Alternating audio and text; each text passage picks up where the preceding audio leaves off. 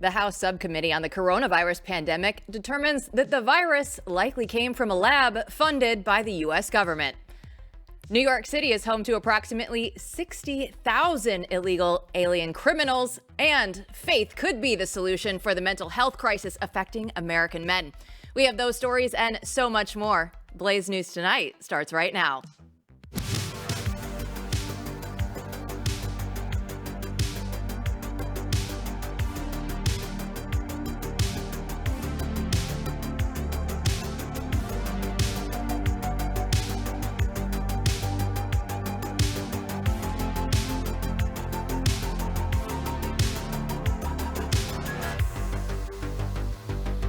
Welcome to the chaos. I'm Jill Savage. Today is Wednesday, December 4th. After 4 years, the House Oversight Subcommittee on the coronavirus has finally wrapped up its investigation into the origins of the pandemic. And one of the big takeaways, they found that the virus has biological traits that don't naturally occur in nature. Watch. The Select Subcommittee's finding that a lab leak is the most likely origin scenario, that the Chinese Communist Party was conducting dangerous research, and this type of dangerous research was notionally supported by the NIH. Glad we can actually say that out loud right now. Here to break it all down for us is Matthew Peterson, editor-in-chief of Blaze News, and conservative review host Daniel Horowitz. Daniel, when we saw this story, we knew we had to come to you. So what are some of your main takeaways from this report? Well, this was the most Republican report ever. I mean, what Republicans typically do is when the ball is in play, they're on the wrong side of it, tossing an interception. Then when the play is no longer in contention, they're righteous on that play at the expense of the one in front of you. So 4 years later, oh, it was a lab leak. I mean, yeah, we kind of knew that. We didn't need 2 years of a creation of an entire subcommittee to determine that. And in fact, what they are doing is distracting based on what they didn't talk about, or where they did talk about was a problem, and that's the vaccines. When the issue was lockdowns, they were nowhere to be seen to help us. They passed the trillions of dollars that bankrupt us to this day, and it's getting worse. We begged and begged the Republican governors and legislatures and congressmen. They were horrible on the issue. Then when we already exposed that, by the way, 4.5 years ago, and then 3 years ago it was universal. The issue was masking. They were supporting that, and they were nowhere to be seen. And then when the issue became the vaccine themselves, then finally they were willing to admit, and in the report they did admit that the masking was a hoax and obviously not scientifically grounded. But when it got to the vaccines, they call it a medical novelty and miracle, and their only issue is that Trump didn't get enough credit for it, which was just a bunch of political rhetoric in a finding like that, which was very bizarre.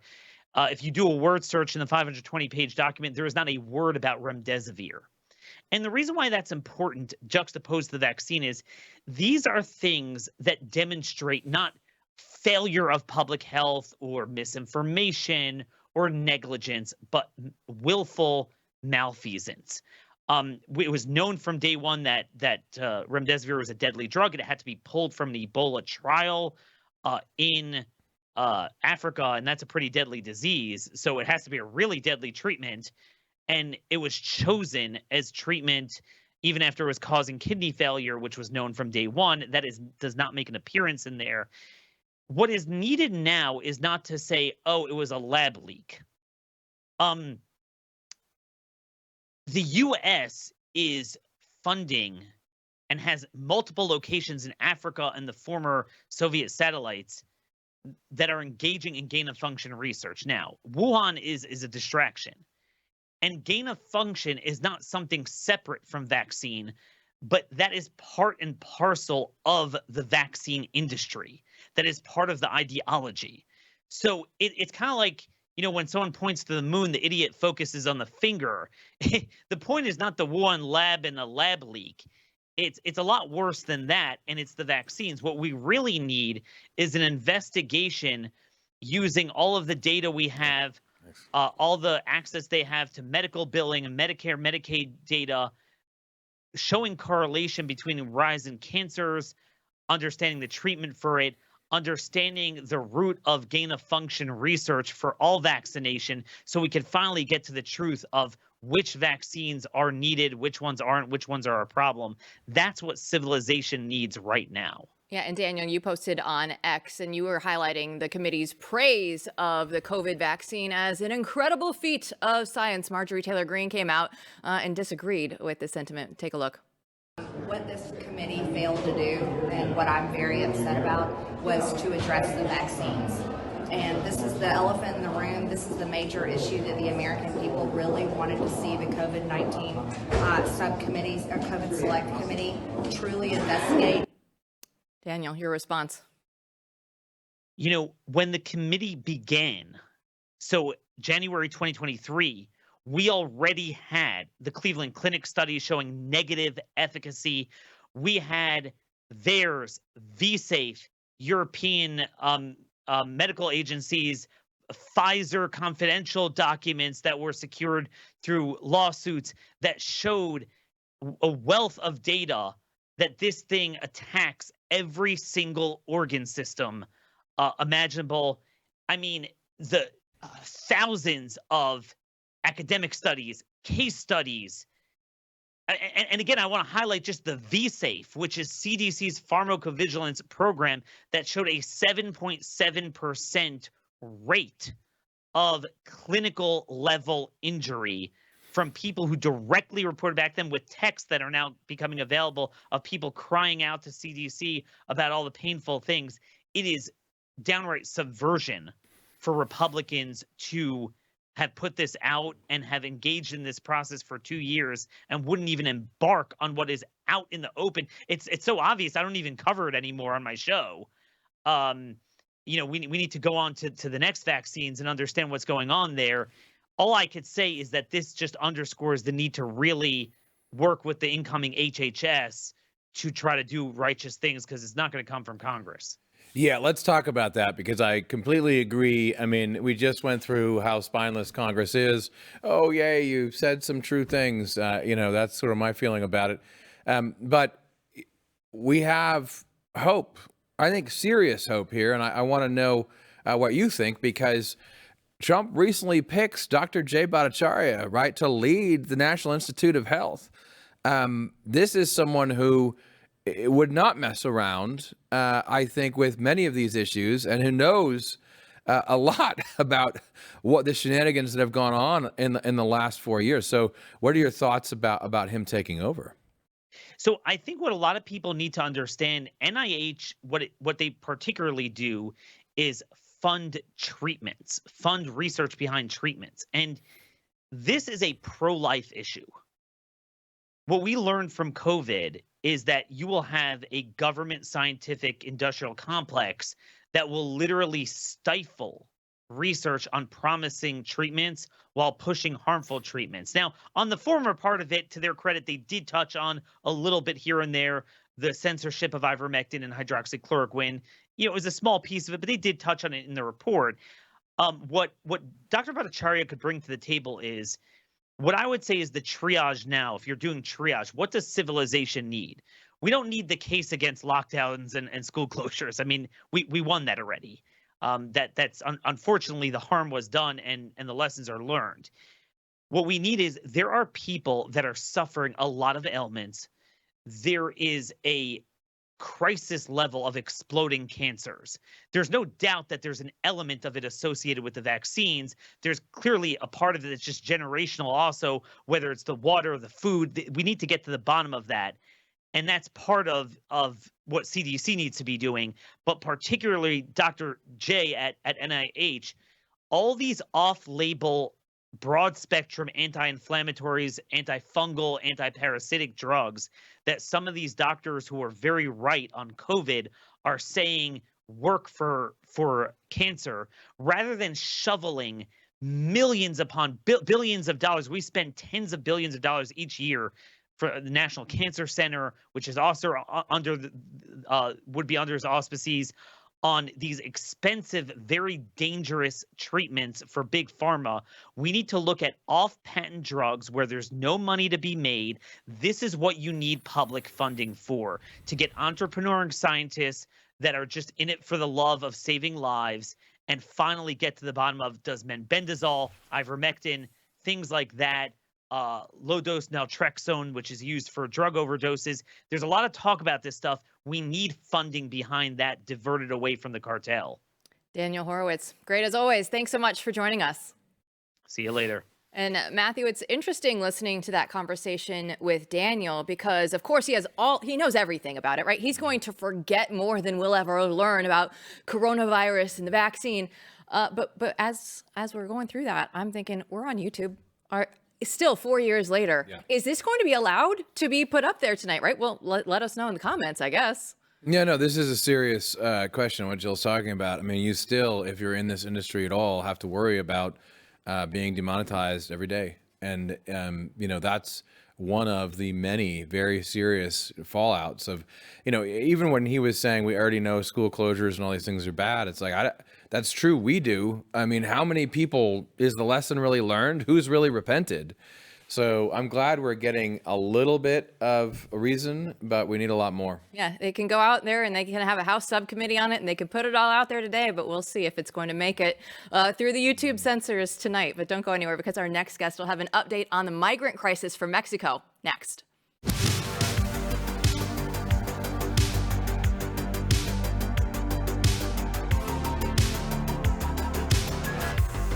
Now, when you open a gold IRA with Birch Gold Group, you can get some free silver coins shipped directly to your home. It's right. It's the most wonderful time of the year. And the time of the year when Birch Gold gives away a free silver American Eagle coin for every $5,000 purchased. And the best part is you don't have to pay a penny out of pocket. By December 20th, all you have to do is convert an existing IRA or 401k into a tax-sheltered IRA. And the precious metals and Birch Gold, they're going to send you a free silver coin directly to your home. Now, you might be thinking, why do I need to invest and diversify into gold? Because my guy is going to be heading to D.C. already. But these are good things. But the administration, right, are they going to actually be able to put a dent into the $36 trillion national debt in just 4 years? It's like trying to put a mouse out there to stop a freight train. And we can't even afford the interest on the debt at the moment, let alone trying to pay down the principal itself.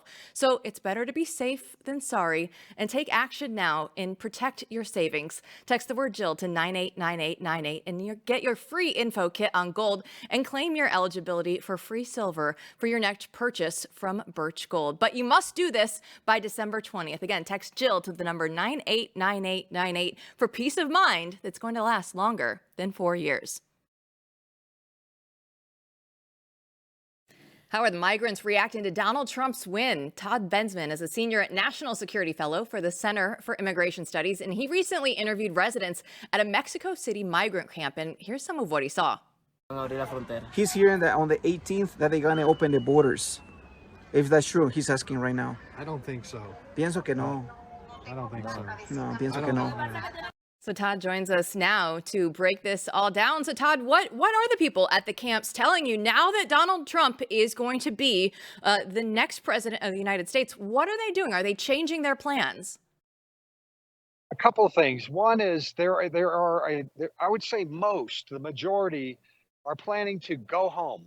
They're going to turn around and go home. They're here waiting for CBP-1 parole on the phone application for parole, which is just severely overwhelmed, and so the wait is really long, and there's obviously not much time to wait because Trump is coming to town. I'm saying, well, what are you going to do when he cancels CBP-1? And they're telling me I'm going home. So I think a large number are going to go home, and those that would have come will stay home in their villages. Going forward, CBP-1 and all those programs are going to be canceled. Now, there's another group. The reason I'm out here at railroad tracks is because I've spent all day long with migrants that are jumping these freight trains in desperation. They have CBP-1 applications, but they're not waiting. They're afraid that their number won't be called in time. before Trump gets, sworn into office. So they're jumping these freight trains and heading north. I just was with all day long with a group of about 30 who were waiting and waiting, and finally it came, and they all got on and that sort of thing. But they face another problem, which is Trump's tariff threat. Trump threatened the Mexican government with 25% tariffs as soon as he entered office if they didn't use their military to shut down the northward movement. And I saw them do that. The Mexican government is doing that. I watched all these immigrants climb aboard the freight train just half an hour ago. And then the National Guard shows up with INAMI, Mexican immigration, and chases them all down, and they filled their vans with them and took them in, and they're shipping them south. So they have to contend with the Mexicans before they have to contend with the Americans under Trump. So really, I see the gate closing completely on these whoever's left down here. They're just sort of out of luck, in my opinion. That's unbelievable compared to where we were not so long ago, right? Talking to you about the potential of hundreds of thousands of people coming in. I mean, it really is remarkable. I mean, and this is just Trump asserting his will before he even becomes president. I mean, you seem fairly confident about this. People are telling you these things. Yeah, that's right. And I will tell you that I interviewed a senior Scheinbaum government official about all of this. I can't name names or anything because it was off the record, but I will tell you that the administration is they're taking a hardline stance on certain things that Trump plans to do, but they also recognize that they don't stand a chance economically to do economic war, trade war with the United States, which is what they're going to get. They're saying things like, we're not going to accept non-Mexicans back, or maybe we'll take a few Central Americans, but all the rest we're not going to take back, that sort of thing. And they're going to have to change their tune on that because Trump's probably going to be pushing a lot more than just Mexicans back on day one, deportations and just expulsions at the border. Yeah. So on that note, when you look at Trump sending them back, right, we have sanctuary cities all over the United States. And we know that in New York right now, they're putting everybody up in the hotels. And there are now reports out from ICE. I think that there are around 700,000 illegals in New York City, and 60,000 of them have previous felony convictions or face pending charges right now. So what are we going to do? What is the solution then going to be here in sanctuary cities across the U.S.? Well, Tom Homan is out there, on the media circuit telling you what he's going to do. It may not be right away. They're going to have to remember the Biden-Harris administration have systematically dismantled the deportation and detention machine and system. So it has to be rebuilt. They only have 6,000 or 7,000 ICE deportation agents. They're going to need intel, but Homan is saying he's going to flood the zone with agents. They'll sit outside the jails. They'll sit outside prisons as they come out and try to figure out who's deportable. They'll sit outside of immigration courts. They'll do what they have to figure out where people live and track them down in those blue cities. It's not going to be easy. It might be tedious, but he's promising to try as hard as he possibly can with as much resources as Trump is going to give him, which looks like it's going to be a lot. It's going to take a little minute, I think, before they can gin it up to really tackle those blue cities. I want to point out one thing about those blue cities that are Trump-proofing themselves. What they're Trump-proofing against is just telling ICE where the criminal aliens are. That's really what this whole thing amounts to, and I can't, for the life of me, until my dying days, understand why any elected government official would try to block the deportation of criminal aliens. But that's what they're saying. That's what Trump-proofing is. That's what it amounts to. It's crazy that is what we're dealing with. And yet here we are. Todd Bensman, thanks so much for joining us again. And as always, just being there on location, bringing us the latest. Thank you. Stay tuned. There's more to come. There absolutely will be. And Matthew, that's one of the things that I think that people were most excited about. Immigration was a top issue for so many people. And now you get the word straight from Todd saying, hey, I'm down here in Mexico. Everybody's turning around. Yeah. I was just talking with our own national correspondent, Julio Rosas, before the show about the same thing, about going to Mexico and exploring, like within Mexico, where these people are going to go, because there are hundreds of thousands of them still there. But it really does look like, I mean, what a difference an election makes. You actually have someone just saying, no, we're not going to do that. Yep. He's not even president yet, right? When we're already resolving this problem, it shows how criminal what's happened to this country during the Biden years has been. So, let's go. Let's keep going. Let's keep going. And when we come back, let's keep going, because we'll explain how American media is shifting and why that's a good thing coming up.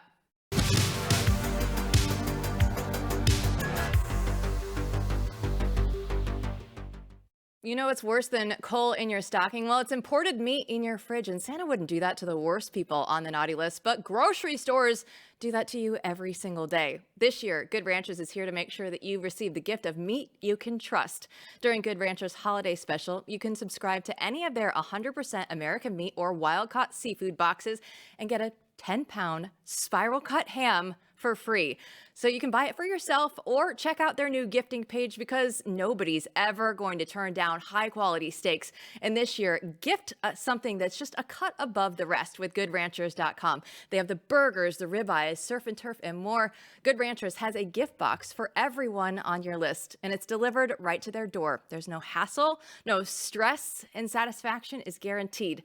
Remember to visit GoodRanchers.com and use my code Jill to claim your free spiral cut holiday ham before they run out. And if food you can trust this holiday season matters to you, then put down your car keys, don't go to the grocery store, go to GoodRanchers.com and use code Jill today for meat you can trust. GoodRanchers.com. American meat delivered. Well, we all know that Donald Trump won the election, and he even took the popular vote. Trump's strategy, it was different. He went towards alternative media like podcasts and Twitch. So here to break it all down for us is Gates Garcia. He's the president and CEO of Pinehill Capital Management. So Gates, we all see the Trump dance taking over now. Everything about this election cycle was different. So what did he do this time that was successful, that was different than everything else? He spoke to me. And by me, I don't mean that fancy title that you just read that's not as fancy as it sounds. I mean me, the regular guy sitting on the couch wanting to know who he is as a human. In linear broadcast television, you're sort of spoken to. And with podcasts and alternative platforms, networks like the Blaze, you're able to sort of participate in the conversation. And I don't necessarily mean you're in the studio with them, but it sure feels like it. It feels like they're talking to you on a personal level. It sort of is able to humanize the person. The blocks are much longer. It's sort of unrestricted. They're able to sort of have a more humanized conversation to let you know who they are, not as a politician, but as someone that maybe has your values, maybe lives out your values. And so I think those conversations just resonate. If you look at sort of every demographic that swung in Trump's direction, I think it was a direct result of him actually speaking to those people directly moving up to the election. So this rise in alternative media has a lot of people asking themselves, are we going to see something different, right, in the coming years? And we've been talking about this before the show. But look, the fact of the matter is the left still dominates media and culture and institutions. And there's still the prism by which they still control the prisms by which we see the world. So do you think that we're going to see a swing in the other direction this year? Matt, when I studied under you at the Claremont Institute, you gave a wonderful talk on the statesmanship of George Washington, and you used a term that was like a thunderstruck to my chest. You said George Washington provided regime-level change. I think we just had an election that provided regime-level change. But I think there is another regime change, and I think we're in the first inning of an absolute takeover of the media. And by that, I mean the right, the conservative movement, is taking over that institution. We're probably in the first inning, but it's been happening for a while. And I think that when over half the country elects Donald Trump, it means that they either don't watch mainstream media or they don't believe it.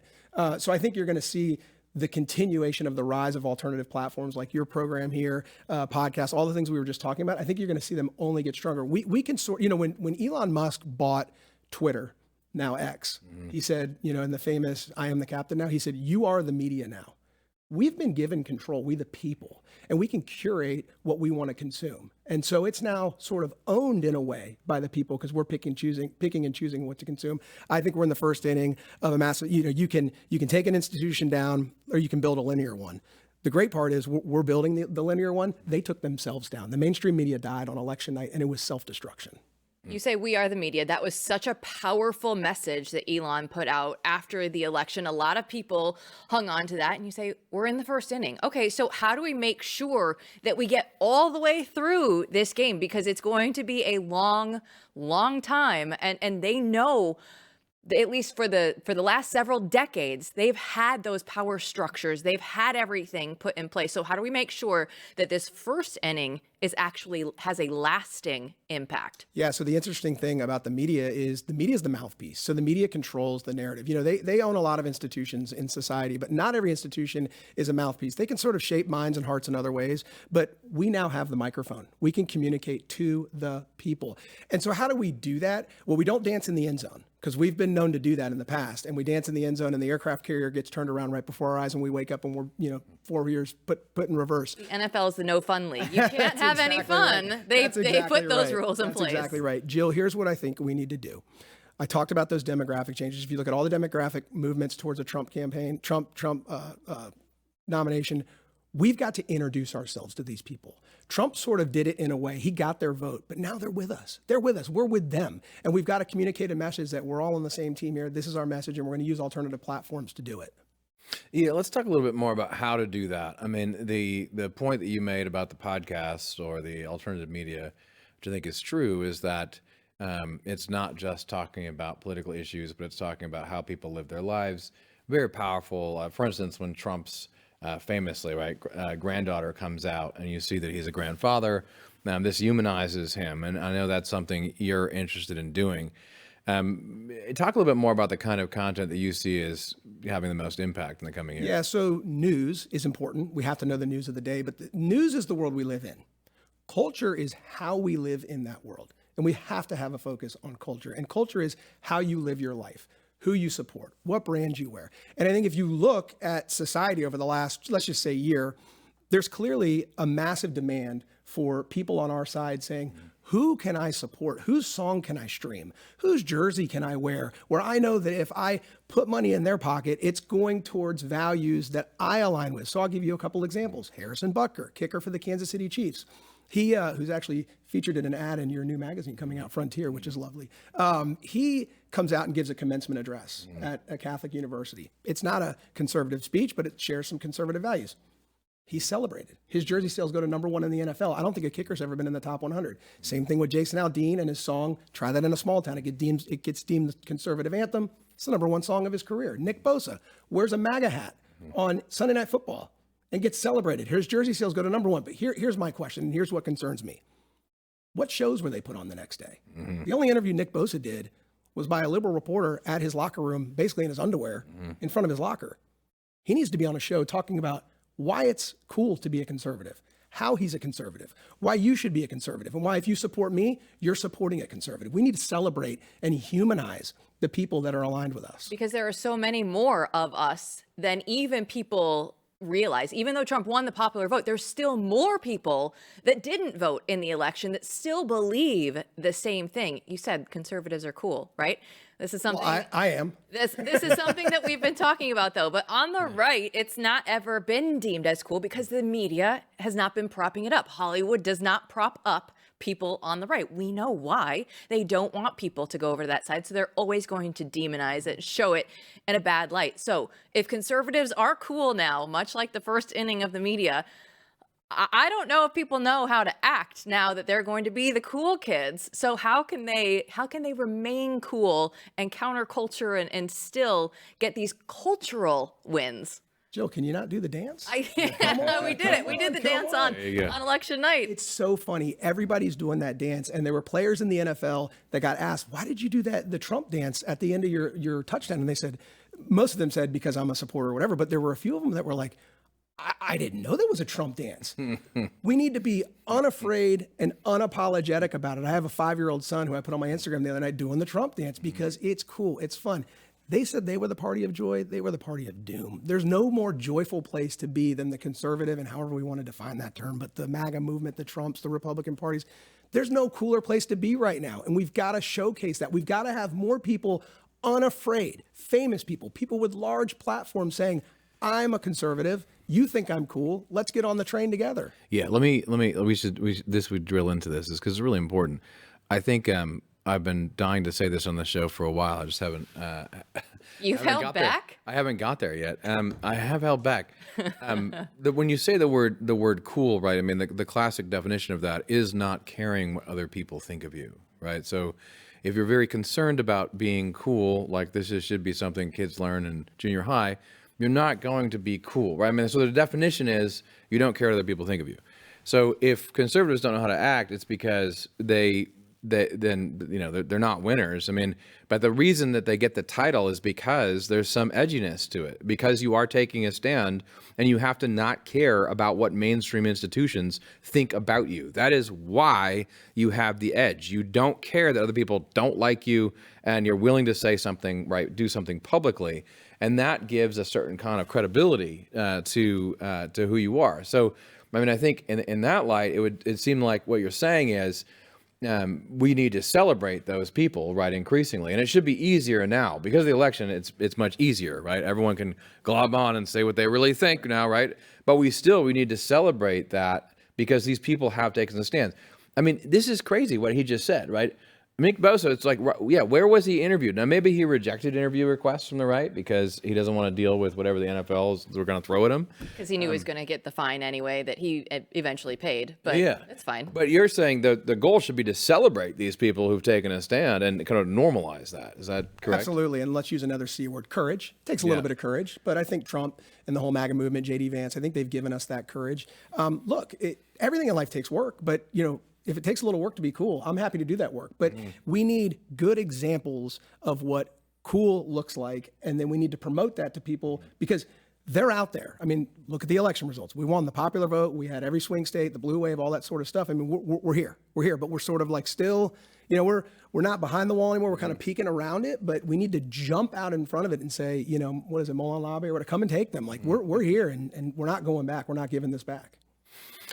It makes a lot of sense. I mean, I think there's a real lack of understanding of this sort of stuff, and there's a lack of this kind of content that just goes into how they live their life. I guess the other aspect of this would be not just to celebrate the courage, but also to show an attractive way of life. I mean, and that's something we're really concerned with here. We talk about a line and lifestyle, and when we talk about frontier, some of it is just, who beyond cool this is an attractive, desirable way of life. And media is always the thing that shows you that, right? Mm-hmm. So you say, I want to be like that, and just showing it, right? I mean, this is really important. We need a platform to demonstrate what human flourishing and human happiness look like. And if you look at sort of the four-legged or three-legged stool, people define happiness a little bit differently, but it basically comes down to some sort of spiritual or religious involvement in your life, some sort of flourishing family, a meaningful career, rewarding relationships in your life. We need to demonstrate those. So we can sit up here and talk about being cool all day. Mm-hmm. But we actually need to say, no, having a good job is cool. And here's someone that has a really good job, took a risk to get that job, and is doing that job in a values aligned way. Having a good home life is cool. Being a dad's cool. And here's how you be a good dad. Being a mom's cool. Here's how you become a good mom. Being a working mom's cool. Here's an example of that working mom. We need to actually demonstrate not just who these people are, but how they're living this out in their lives. So people have a path. The best way to be successful in life is to identify someone that you admire and follow their path. We need to give people the paths to follow to be cool conservatives. I couldn't co-sign even more than I am right now. Gates Garcia, officially cool. Come back on the show anytime. Thank you very much. When we come back, our next guest is actually going to explain why men need faith now more than ever. Just ahead.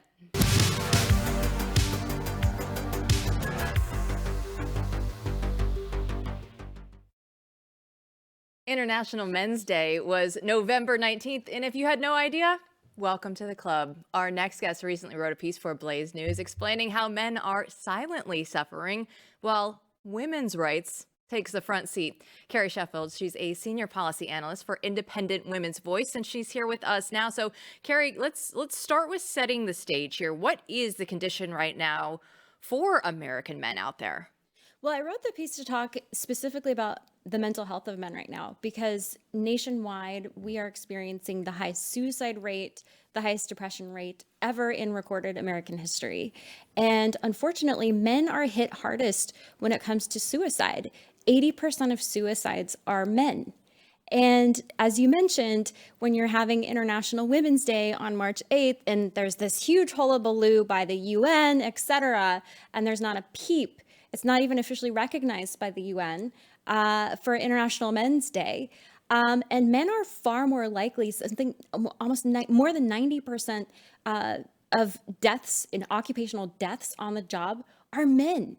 We don't talk about this. The lifespan on average of men is far shorter than for women. And so we don't talk about men. All we do, the left loves to do, is to demonize men. And so you see the backlash of the left contorting and saying they're going to, the women are going to wear chastity belts and be angry and boycott men because the men voted for Trump. Well, first of all, a lot of women voted for Trump. And then second of all, men have rights too, except for men are more stoic about it. And I wrote the piece in part to say there are proven, situations which, in particular, faith, coming to faith, being in faith practice, religious community, religion, this is extremely tied with strong mental health, lower suicide, low substance abuse. And so it was an encouragement to men, because men are far more likely to be atheist and agnostic, at least right now. Gen Z, there is a glimmer of hope because Gen Z men are becoming more faithful than women. But broadly speaking, men in general are less likely to believe in God, even though the science, trust the science, says that going to church is very strongly tied to strong positive mental health. So, Carrie, why do you think this is the case? Like, why is it? I mean, you're connecting things that once you connect them in this wonderful piece, which everyone should read at theblaze.com, it's sort of like what your grandmother would have told you, right? It's like, well, clearly, these men need religion and God, but the fact that you have to say that, right, is sort of ridiculous. And indeed you do. So why aren't people talking about what men would need in terms of mental health? I'm glad we're talking about it here. But in general, I think our culture has become divorced from truth. Truth is something that doesn't change. And postmodern society truth is whatever the wind is telling us, whatever is trendy, whatever is hot, whatever is buzzy.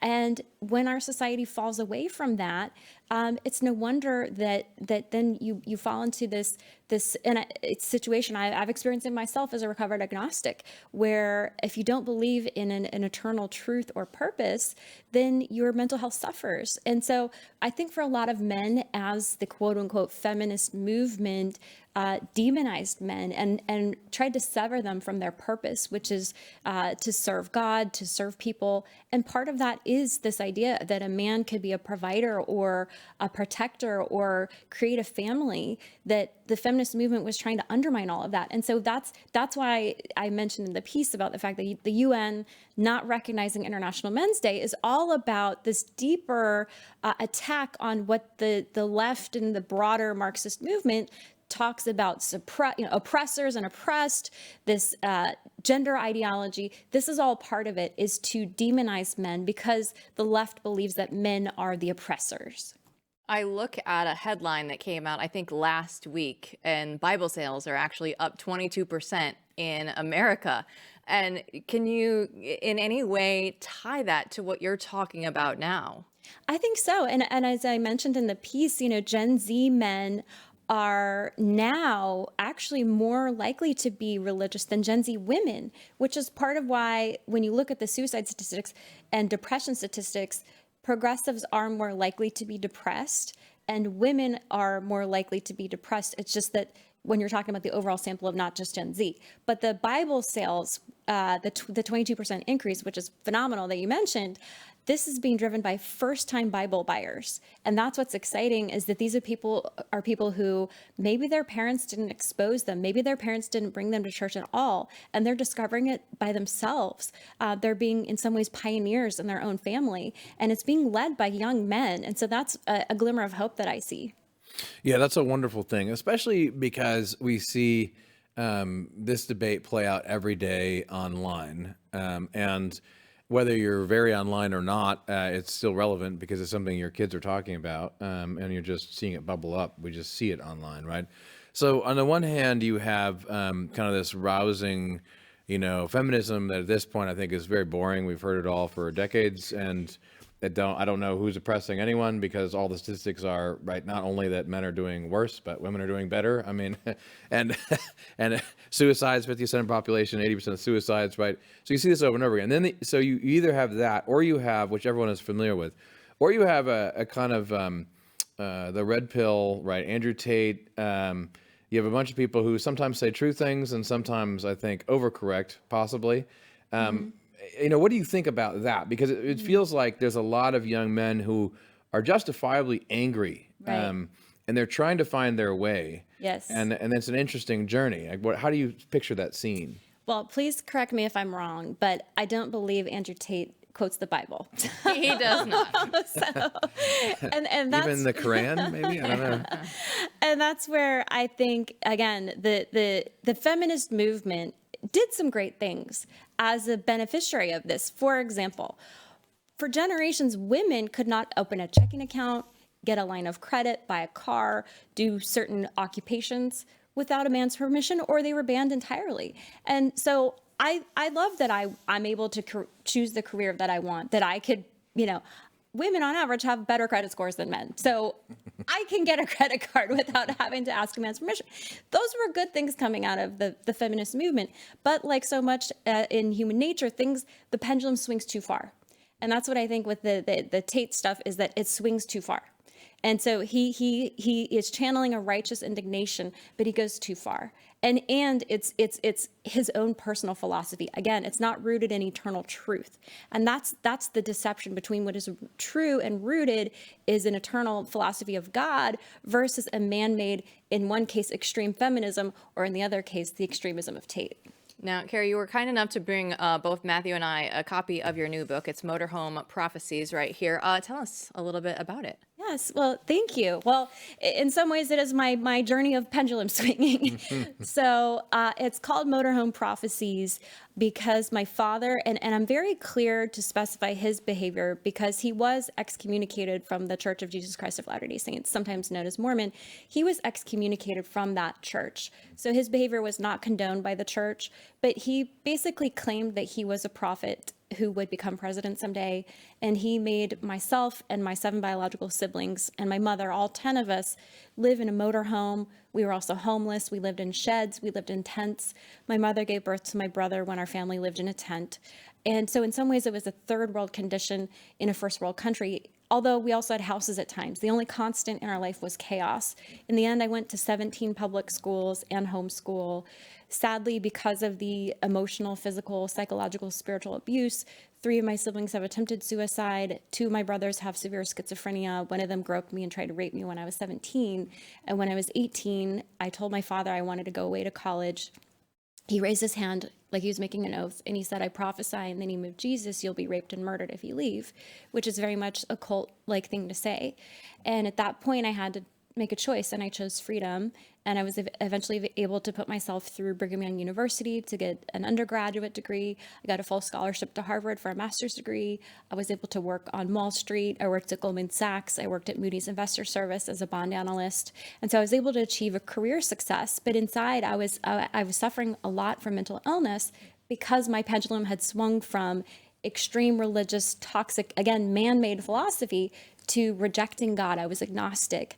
I was experiencing a lot of those man-made philosophies that were not rooted in truth. And so it was only when I was baptized, it was actually 7 years ago, yesterday, December 3rd, 2017, that I was able to get rooted in, I believe, eternal truth. And my mental health improved. No more suicidal ideation, no more PTSD and depression because I had been healed. And so it's really a book about a testimony of my journey to wrestle with a lot of these postmodern ideas, because there is, when you see abuse in the church, it doesn't matter denomination. There's religious abuse across. So I'm not, again, here to pick on one specific denomination, because you see it across. Whenever you have humans, you're going to have brokenness. And so within the church, within religion, the church should acknowledge and grapple with this. But then it's not about condemning. It's not about, as I like to say, rumination. There's redemption and there's rumination. And the left is all about rumination. It's all about condemnation. And the Bible says there is no condemnation in Christ. And so that's what I believe our culture needs, is a return to things that are true and immovable. And so that's why I wrote the book, to share that, as well as my journey with mental health. And where can people pick it up? You can get it wherever books are sold. So Amazon, Books A Million. If you don't have it at your local bookstore, you can order it. But would love to connect with folks and just share the story of the good news of God. Absolutely. Carrie Sheffield, Motorhome Prophecies. Thanks so much for joining us. Thank you. Thanks for having me. Don't go anywhere. We'll be back to wrap up the show right after this.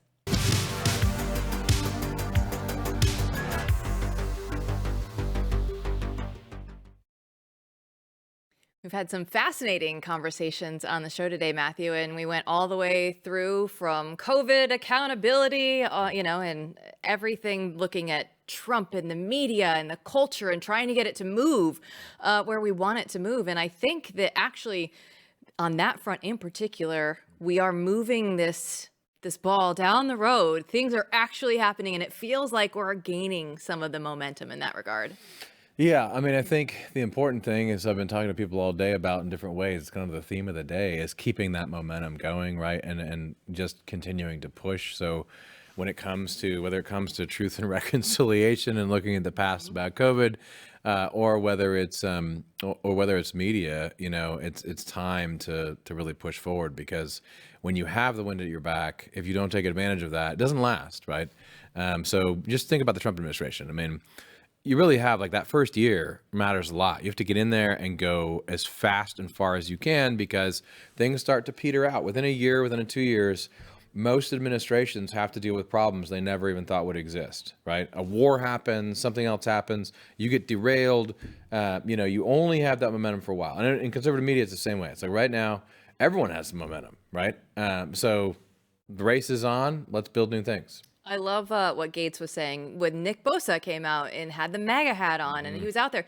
Who interviewed him, right? What happened, right? And just trying to push forward and say, give more of these people a platform, make sure that these voices are heard at the time and the moment that they have. Yeah, this is something that myself, our friend Matthew Marsden, contributor on here at Blaze, Gates is just so, we all talk about this all the time. Gates is so right about this, because the first thing that should happen, right, is that Bosa goes back, and his agent is calling him while he's still on the bus, right, saying, I've got 10 different people who want you to come on the show to talk about why you're wearing a hat and celebrate you for doing it. Did that happen? I doubt it. No, and it's going to have to be places like Blaze Media, because I can tell you, as a former sports reporter, there's a reason why you don't get these stories in sports, because they are worse than the regular media, because they don't even feel like they have to pretend that they're one way or the other. No, they don't. They can just be complete and total leftists the entire time. Yeah, and that's the world, like, you came here, right? I mean, it's like, we need to establish a place where these people can come and be celebrated, and we can learn about their lives. And we will continue to do that, and go ahead and come back and join us while we do all of that, and we break it down here tomorrow night.